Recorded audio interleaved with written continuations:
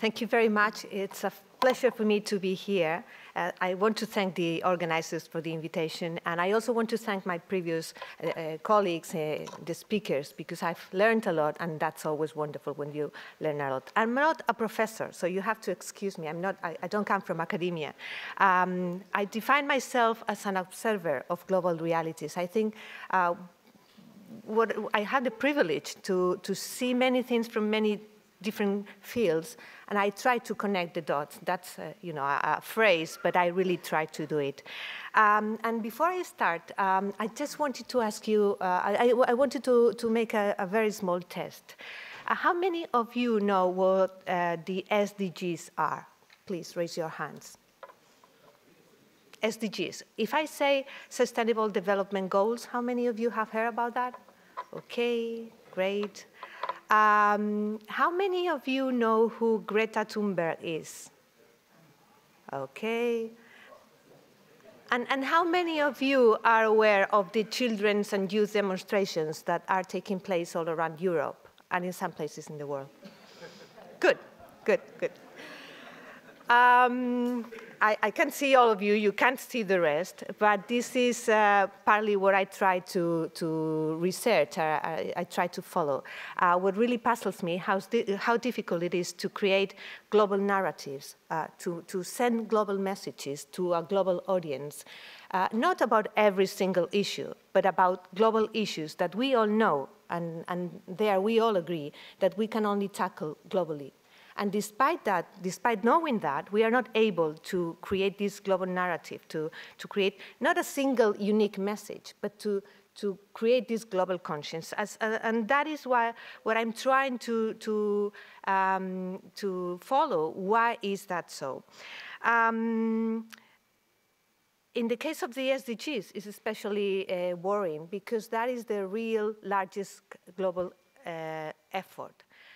The United Nations is putting a lot of efforts defining these sustainable development goals. What it's called the 2030 Agenda has identified 17 issues, 17 objectives that we as humanity have to tackle to have a real, better, equal world in 2030. And despite all the efforts behind the United Nations, despite all the efforts behind the governments, behind the thousands of NGOs working on the issue, we still don't know what it is. And this test that I usually do is the same everywhere. It's not in this audience, it's the same, exactly the same everywhere. How is it so? I mean, these goals were defined in 2015 after the Millennium Development Goals. Maybe you have heard about them. So we've already gone almost 5 years after that, and still we don't know what they are. So why is that so?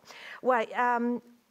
One of the reasons I find is that normally, as persons, we tend to be more interested in local national issues and not in international or global issues. That is normal. I mean, we are more interested in what is happening to our neighbor than what is happening in some other places. What Professor Van Rijsen just told us is very, very telling.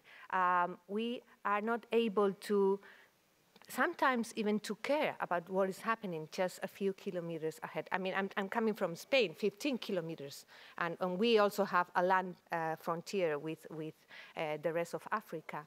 And sometimes we don't even want to look at that. So that is what I am talking about. International versus local news, that is one challenge. That is human. All the surveys tell us so. Then we have the media crisis. And the media is in crisis for several reasons. There is a business model that is changed. Advertising is not working anymore. We face, probably not so much in Germany because you are very serious people, but that is happening in many other places. People don't want to pay for contents that they can get for free. And that is a challenge for people that work creating quality and responsible, talking about responsibility here, responsible content. So that is another challenge. In this crisis, the media are losing their role as prescriptors. There was one time when the political agenda was set both by the politicians and by the media. And as I said, the media are losing that role. But that is also, there is another challenge added to the business model, which is the rise of social media. Because before, we knew that if I read this newspaper or I watch this TV channel, I know that I will get quality information. But now, the reality is that more and more people get their news, their information, or their disinformation from social media. Let me give you a couple of figures. According to the Pew Research Center, which is one of the largest poll surveys, social science in the world, they say that 42 people get their news on the internet at least once a day. 42 people in the world. I mean, this is a survey done in 28 countries.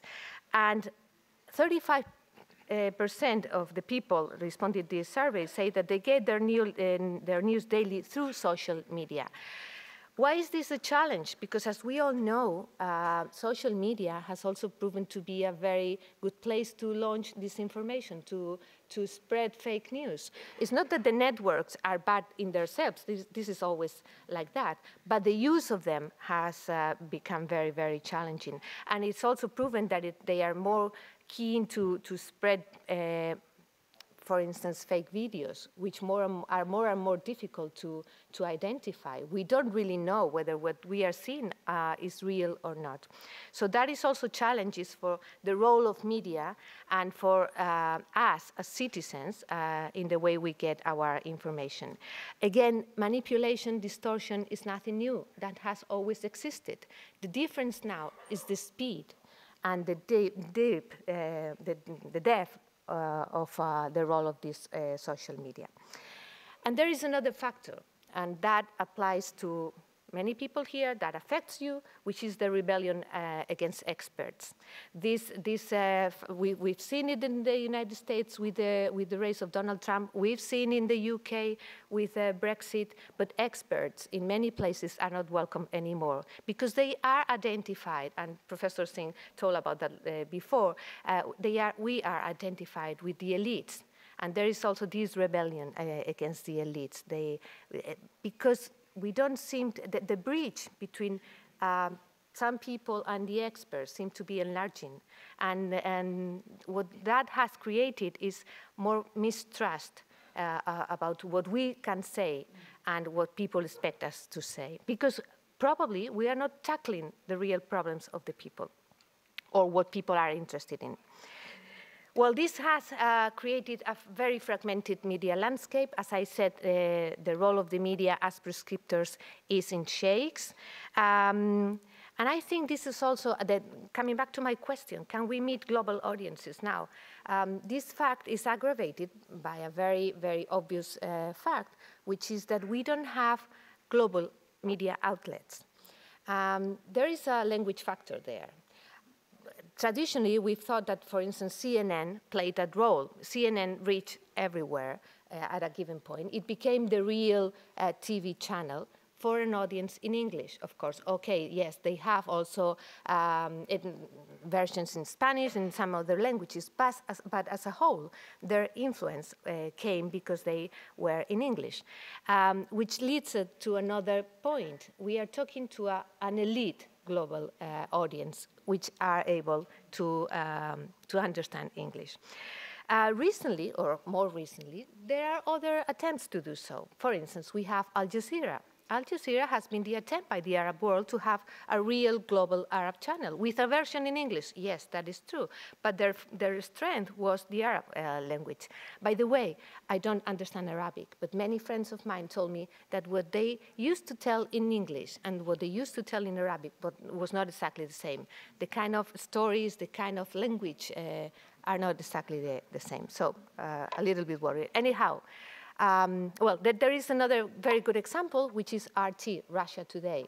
Maybe you know, maybe you are aware with that. This is a very interesting attempt by Russia to have a soft, as the international relations experts say, soft power tool to spread the vision of the world by Russia. This is a public TV, which also has editions in many, many languages. It's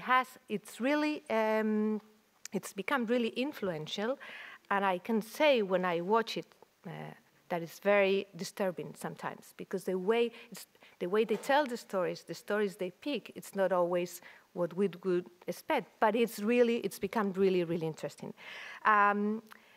What happens with Al Jazeera, with RT, and with any other examples like this is that they are not really contributing to have a global agenda. In my view, they are contributed to a more fragmented landscape because, for instance, it's known that the role of RT trying to manipulate or to influence, not manipulate, excuse me, the results of the elections in the United States, but also in Spain with the Catalonia issue and so. So they are really contributed to a more fragmented landscape and not to a more global structure. Then there is the issue of global governance.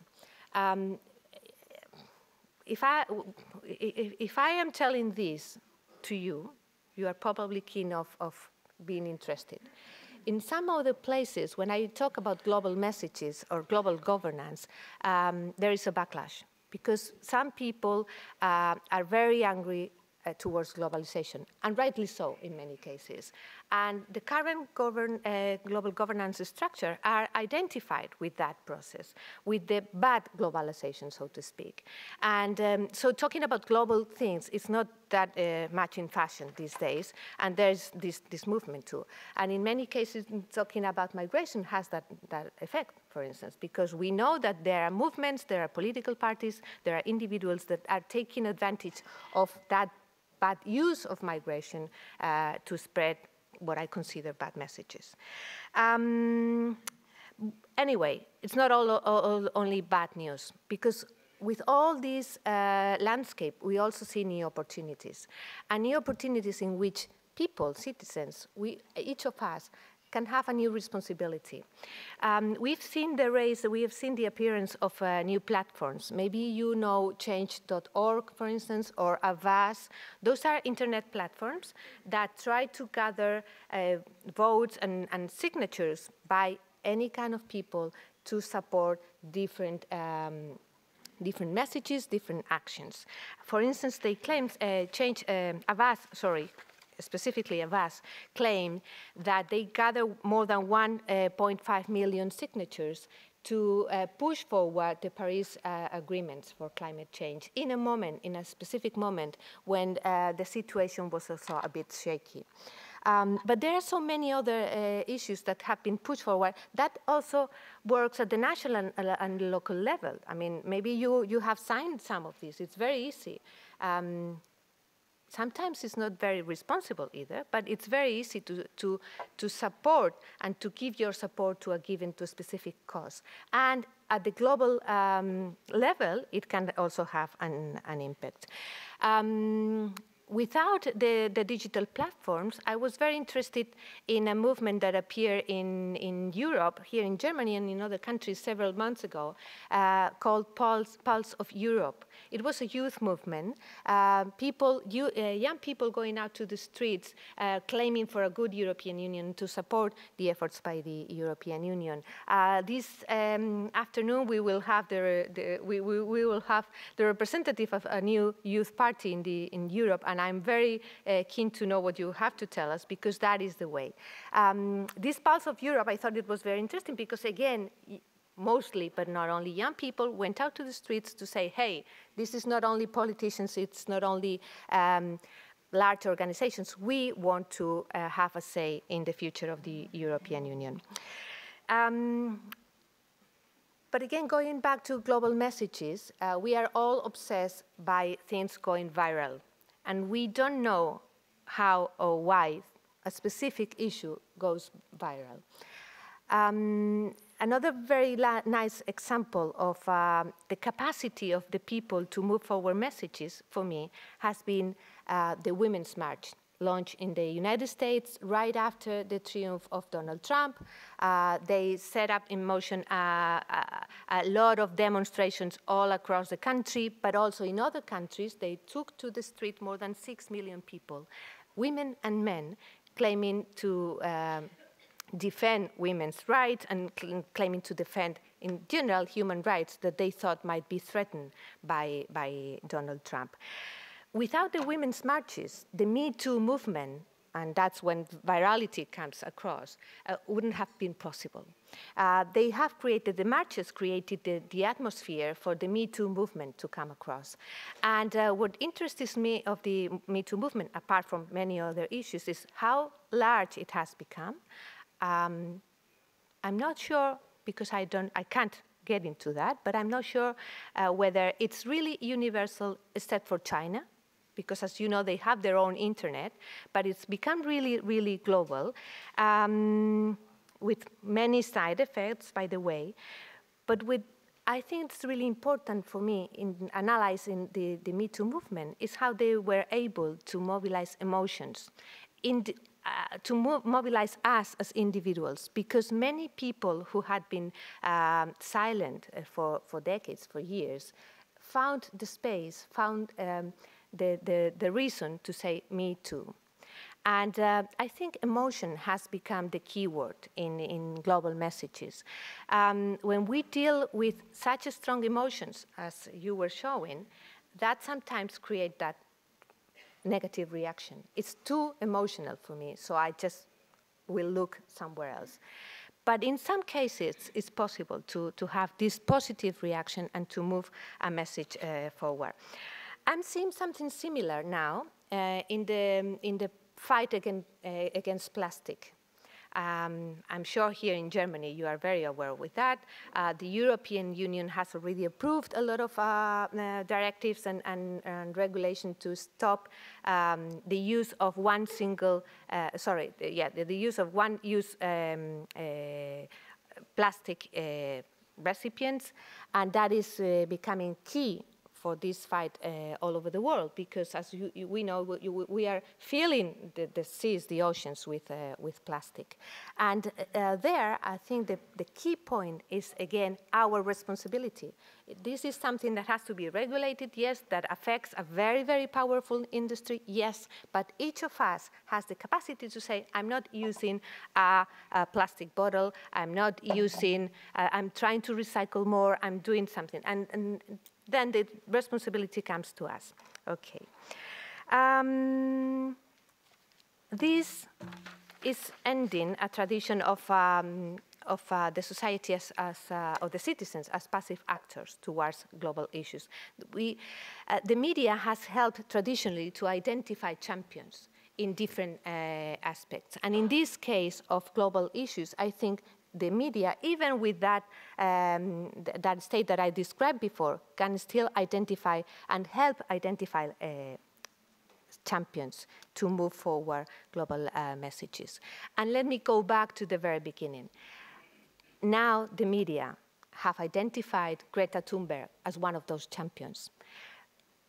Because, you know, I think this is the most an exciting example of these days. We are talking about social media, we are talking about platforms, we are talking about digital, and here we have a girl, a 15-year-old girl, with a board in front of a parliament, sitting, silent, and what she's creating is a global tide of youth, of young people, taking their future in their hands, saying, okay, we are here. And we don't know how far this will go. Of course, this can, you know, I don't know how far, or how far in terms of space. There are many places where this is not taking place yet. Let me tell you a small anecdote. I wrote an article, I am a columnist for El País, and I wrote a column yesterday about this issue, saying that I didn't know any sample of that in Spain yet. And people started to write to me saying, we have this small initiative in Girona, which is a small town in Catalonia in the north of Spain. I hadn't heard about it. I think it's really, really small. But it's very good that they claim their space. So I'm sure in short time we will see that in Spain too. Because I see it as a tide, a growing tide. So it can be done.